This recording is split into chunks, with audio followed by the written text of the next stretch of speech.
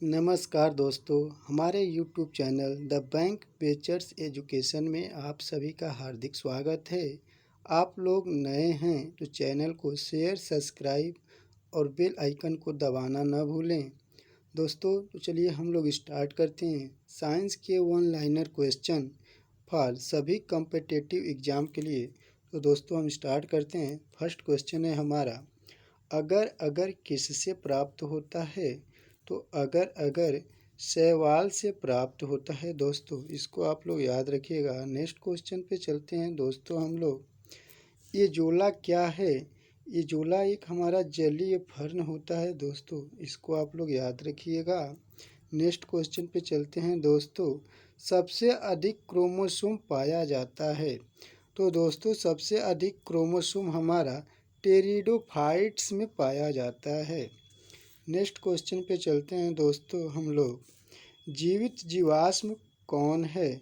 तो जीवित जीवाश्म दोस्तों हमारा साइकस होता है, इसको आप लोग याद रखिएगा दोस्तों। नेक्स्ट क्वेश्चन पे चलते हैं दोस्तों। संसार का सबसे बड़ा पुष्प कौन है? तो संसार का सबसे बड़ा पुष्प रेफ्लेसिया होता है दोस्तों, ये इम्पोर्टेंट है, आप लोग इसको याद रखिएगा दोस्तों। नेक्स्ट क्वेश्चन पे चलते हैं दोस्तों। हमारा नेक्स्ट क्वेश्चन है दोस्तों, संसार का सबसे छोटा पुष्प कौन है?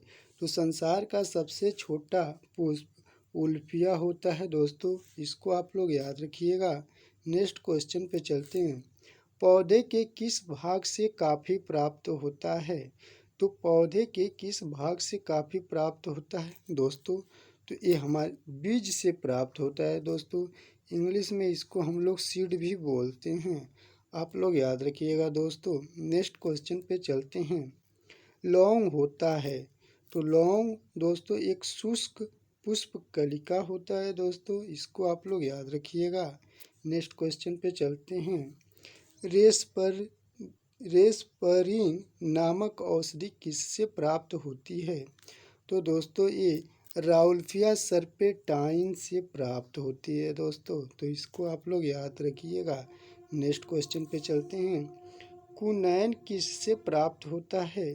तो ये सिनकोना एक वृक्ष होता है जिससे हम लोग क्या करते हैं, कुनैन प्राप्त करते हैं दोस्तों सिनकोना से, तो आप लोग याद रखिएगा। नेक्स्ट क्वेश्चन पे चलते हैं दोस्तों। प्रकाश संश्लेषण की क्रिया में क्या होता है? दोस्तों तो प्रकाश संश्लेषण की क्रिया में ऑक्सीजन का निकास और कार्बन डाइऑक्साइड का अवशोषण होता है दोस्तों, ये चीज़ याद रखिएगा आप लोग। नेक्स्ट क्वेश्चन पे चलते हैं। प्रकाश संश्लेषण की दर सबसे कम किस रंग में होती है? तो ये दोस्तों हरा रंग होता है, इसमें प्रकाश संश्लेषण की दर सबसे कम होती है दोस्तों, तो इसको आप लोग याद रखिएगा। इंग्लिश में दोस्तों हम लोग हरा को क्या बोलते हैं, तो ग्रीन बोलते हैं दोस्तों, इसको आप लोग याद रखिएगा। नेक्स्ट क्वेश्चन पे चलते हैं दोस्तों। क्लोरोफिल में कौन सा धातु पाया जाता है? तो दोस्तों क्लोरोफिल में मैग्नीशियम धातु पाया जाता है दोस्तों, जिसका सिंबल होता है Mg। दोस्तों इसको आप लोग याद रखिएगा। पूछ सकता है मैग्नीशियम के बाहरी कोश में कितने इलेक्ट्रॉन होते हैं दोस्तों, तो इसके बाहरी कोश में 2, 8 और इसके बाहरी केस में 2 इलेक्ट्रॉन होते हैं दोस्तों, तो इसको भी याद रखिएगा आप लोग। नेक्स्ट क्वेश्चन पे चलते हैं। कौन सा पादप हार्मोन बौने पौधों को लंबा कर देता है तथा फूल बनने में भी मदद करता है? दोस्तों ये वेरी इंपॉर्टेंट क्वेश्चन है दोस्तों, तो इसको आप लोग याद रखिएगा दोस्तों। ये होता है दोस्तों वेरी इंपॉर्टेंट क्वेश्चन है, ये जिबरेलिन होता है दोस्तों, तो इसको आप लोग याद रखिएगा। नेक्स्ट क्वेश्चन पे चलते हैं। धान का प्रसिद्ध खैरा रोग किसके कारण होता है? तो दोस्तों ये जस्ता की कमी के कारण होता है, तो दोस्तों जस्ता को हम लोग जिंक भी बोलते हैं, तो इसको आप लोग दोस्तों याद रखिएगा, इसका सिंबल Zn होता है। नेक्स्ट क्वेश्चन पे चलते हैं। कौन सी गैस पृथ्वी पर हरित गृह प्रभाव में सर्वाधिक योगदान करती है? तो दोस्तों ये कार्बन डाइऑक्साइड गैस जो होती है ये हरित गृह प्रभाव में सर्वाधिक योगदान देती है दोस्तों, इसको आप लोग याद रखिएगा। नेक्स्ट क्वेश्चन पे चलते हैं। मिनी माता रोग किसके कारण होता है? दोस्तों ये मिनी माता रोग जो है ये हमारे जल में मरकरी के प्रदूषण के कारण होता है। मरकरी का सिंबल होता है दोस्तों Hg। इसका नाम हाइड्रारजियम भी होता है दोस्तों, तो याद रखिएगा। आप लोग पूछ सकता है कि मरकरी का संकेत क्या होता है, तो आप लोग बताइएगा Hg होता है। नेक्स्ट क्वेश्चन पे चलते हैं दोस्तों। मानव त्वचा का अध्ययन करने वाली विज्ञान है। तो दोस्तों मानव त्वचा का अध्ययन करने वाली विज्ञान डर्मेटोलॉजी होती है दोस्तों, तो इसको आप लोग याद रखिएगा। नेक्स्ट क्वेश्चन पे चलते हैं। कीड़ों के अध्ययन करने वाली विज्ञान क्या कहलाती है?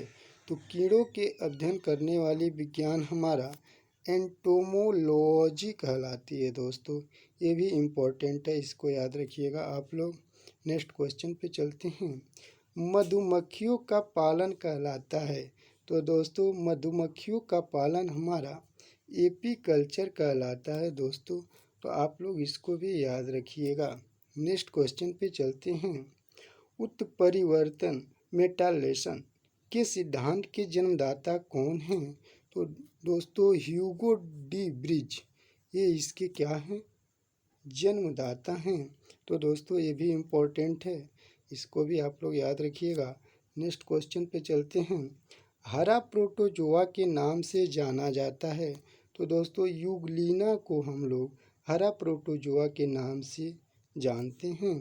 नेक्स्ट क्वेश्चन पे चलते हैं। पित्त किस अंग के द्वारा पैदा किया जाता है? तो दोस्तों ये यकृत के द्वारा पैदा किया जाता है। यकृत को हम लोग दोस्तों इंग्लिश में लीवर भी बोलते हैं, तो इसको आप लोग याद रखिएगा दोस्तों। नेक्स्ट क्वेश्चन पे चलते हैं। दूध को पचाने वाला एंजाइम कौन होता है? तो दूध को पचाने वाला एंजाइम रेनिन होता है दोस्तों, ये आप लोग याद रखिएगा, अच्छा क्वेश्चन है। नेक्स्ट क्वेश्चन पे चलते हैं। मानव शरीर में रुधिर बैंक का कार्य कौन करता है?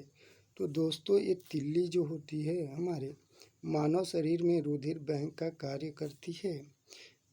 नेक्स्ट क्वेश्चन पे चलते हैं दोस्तों। शरीर में हीमोग्लोबिन का कार्य है। तो शरीर में हीमोग्लोबिन का कार्य क्या है दोस्तों?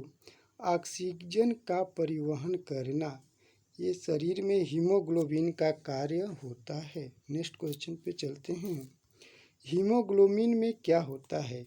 तो हीमोग्लोबिन में लोहा होता है, जिसको हम लोग आयरन भी बोलते हैं, या इसका सिंबल हम लोग Fe बोलते हैं दोस्तों, तो इसको भी आप लोग याद रखिएगा। नेक्स्ट क्वेश्चन पे चलते हैं। मानव शरीर में खून किसके उपस्थिति के कारण नहीं जमता है? तो दोस्तों ये इम्पोर्टेंट क्वेश्चन है, हिपेरिन के कारण नहीं जमता है दोस्तों। नेक्स्ट क्वेश्चन पे चलते हैं। रुधिर के प्लाज्मा में किसके द्वारा एंटीबॉडी निर्मित होती है? तो दोस्तों ये लिम्फोसाइट के द्वारा प्राप्त होती है एंटीबॉडी रुधिर के प्लाज्मा में। नेक्स्ट क्वेश्चन पे चलते हैं। लाल रक्त कणिकाएं कहाँ उत्पन्न होती हैं? तो ये दोस्तों अस्थि मज्जा में उत्पन्न होती हैं, इसको आप लोग याद रखिएगा। नेक्स्ट क्वेश्चन पे चलते हैं। लाल रक्त कणिकाओं का शमशान कहा जाता है। दोस्तों तो ये प्लीहा को कहते हैं दोस्तों, ये भी इम्पोर्टेंट क्वेश्चन है, याद रखिएगा आप लोग। नेक्स्ट क्वेश्चन पे चलते हैं। क्रेब्स चक्र में किसका संश्लेषण होता है? तो दोस्तों पायरुविक अम्ल का संश्लेषण होता है क्रेब्स चक्र में दोस्तों, याद रखिएगा आप लोग। नेक्स्ट क्वेश्चन पे चलते हैं। मानव शरीर में यूरिया का निर्माण कहाँ होता है? तो दोस्तों ये यकृत में होता है, मानव शरीर में यूरिया का निर्माण, इसको भी याद रखिएगा आप लोग। नेक्स्ट क्वेश्चन पे चलते हैं दोस्तों हम लोग। नेक्स्ट क्वेश्चन हमारा दोस्तों है, नेक्स्ट क्वेश्चन दोस्तों हम लोग पहुंच गए हैं। नेक्स्ट क्वेश्चन पे आ गए हैं दोस्तों। रक्त की अशुद्धियाँ किस अंग में जाकर छनती हैं? तो ये वृक्कों में जाके छनती हैं दोस्तों, इसको आप लोग याद रखिएगा। नेक्स्ट क्वेश्चन पे चलते हैं। श्वसन की क्रिया कहाँ संपन्न होती है? श्वसन की क्रिया कहाँ संपन्न होती है? तो माइटोकॉन्ड्रिया में संपन्न होती है दोस्तों। नेक्स्ट क्वेश्चन पे चलते हैं। मानव वृक्क अस्मटी में पाए जाने वाला प्रमुख रासायनिक यौगिक कौन है? तो दोस्तों ये कैल्शियम ऑक्जेलेट जो होता है यही पाया जाता है मानव वृक्क अस्मटी में। नेक्स्ट क्वेश्चन पे चलते हैं। टेस्ट ट्यूब शिशुओं में विकास कैसे होता है? तो अंडाणु का निधन टेस्ट ट्यूब में और विकास गर्भाशय में होता है। नेक्स्ट क्वेश्चन पे चलते हैं दोस्तों हम लोग। नेक्स्ट क्वेश्चन है हमारा, स्त्रियों के नसबंदी को क्या कहा जाता है? तो स्त्रियों के नसबंदी को ट्यूबेक्टोमी कहते हैं दोस्तों, इसको भी याद रखिएगा। इसी के साथ एक और क्वेश्चन है, पुरुषों की नसबंदी को क्या कहते हैं? तो वैसेक्टोमी कहते हैं दोस्तों। ये भी इम्पोर्टेंट क्वेश्चन है, इसको भी आप लोग याद रखिएगा कि पुरुषों की नसबंदी को क्या कहते हैं? तो वैसेक्टोमी कहते हैं। नेक्स्ट क्वेश्चन में चलते हैं। मनुष्य के शरीर की सबसे छोटी ग्रंथि है? तो दोस्तों मनुष्य के शरीर की सबसे छोटी ग्रंथि जो होती है ये पिट्यूटरी ग्रंथि होती है दोस्तों। ये इम्पोर्टेंट क्वेश्चन है, आप लोग इसको इम्पोर्टेंट लगा लीजिएगा। नेक्स्ट क्वेश्चन पे चलते हैं दोस्तों। गाय और भैंस के थनों में दूध उतारने के लिए किस हार्मोन की सुई लगाई जाती है? तो दोस्तों ये ऑक्सीटोसिन नामक होता है, जिसका गाय और भैंस के थनों में दूध उतारने के लिए हार्मोन की सुई लगाई जाती है दोस्तों। ये भी इम्पोर्टेंट है, इसको आप लोग याद रखिएगा ऑक्सीटोसिन को। नेक्स्ट क्वेश्चन पे चलते हैं। किसको अंतःस्रावी तंत्र का पेस मेकर कहा जाता है? दोस्तों थायरॉक्सिन को कहा जाता है। नेक्स्ट क्वेश्चन पे चलते हैं। किस कारण ग्रह सूर्य के चारों ओर घूमता है? तो दोस्तों गुरुत्वाकर्षण के कारण घूमता है। नेक्स्ट क्वेश्चन पे चलते हैं। कौन सा हार्मोन लड़ो उड़ो हार्मोन कहलाता है? दोस्तों ये एड्रीनेलिन जो होता है ये लड़ो उड़ो हार्मोन कहलाता है दोस्तों, तो इसको भी आप लोग याद रखिएगा। नेक्स्ट क्वेश्चन पे चलते हैं। जीवन रक्षक हार्मोन किस ग्रंथि से स्रावित होता है? तो ये हमारा एड्रीनल से स्रावित होता है दोस्तों, जीवन रक्षक हार्मोन, इसको भी याद रखिएगा आप लोग। कौन सी ग्रंथि इंसुलिन स्रावित के लिए उत्तरदायी है? तो दोस्तों ये अग्न्याशय है, जिसको पैनक्रियाज बोलते हैं, ये ग्रंथि इंसुलिन स्रावित के लिए उत्तरदायी है, इसको याद रखिएगा आप लोग। नेक्स्ट क्वेश्चन चलते हैं। नेत्रदान में आँख का कौन सा भाग प्रयुक्त होता है? दोस्तों तो ये कार्निया होता है। ये भी इम्पोर्टेंट क्वेश्चन है दोस्तों, कहीं ना कहीं हर साल एग्जाम में ये पूछा ही जाता है। नेक्स्ट क्वेश्चन में चलते हैं। नेत्र में प्रवेश करने वाले प्रकाश की मात्रा का नियंत्रण की अंग द्वारा होता है? दोस्तों तो ये आइरिस के द्वारा होता है दोस्तों। इंग्लिश में भी हम इसको आइरिस ऐसे लिखते हैं दोस्तों, आप लोग ध्यान रखिएगा। ठीक है दोस्तों, नेक्स्ट क्वेश्चन पे चलते हैं। कौन सा पदार्थ मानव शरीर में ईंधन का कार्य करता है? तो दोस्तों ये कार्बोहाइड्रेट जो होता है ये मानव शरीर में ईंधन का कार्य करता है। नेक्स्ट क्वेश्चन पे चलते हैं। कैप्सूल का आविष्कार कैप्सूल का आविष्कार किसका बना होता है? दोस्तों तो कैप्सूल का आवरण किसका बना होता है? तो दोस्तों ये स्टार्च का बना होता है। तो दोस्तों आज के लिए 50 क्वेश्चन ही है। तो दोस्तों हम अपनी वीडियो को यहीं समाप्त करते हैं।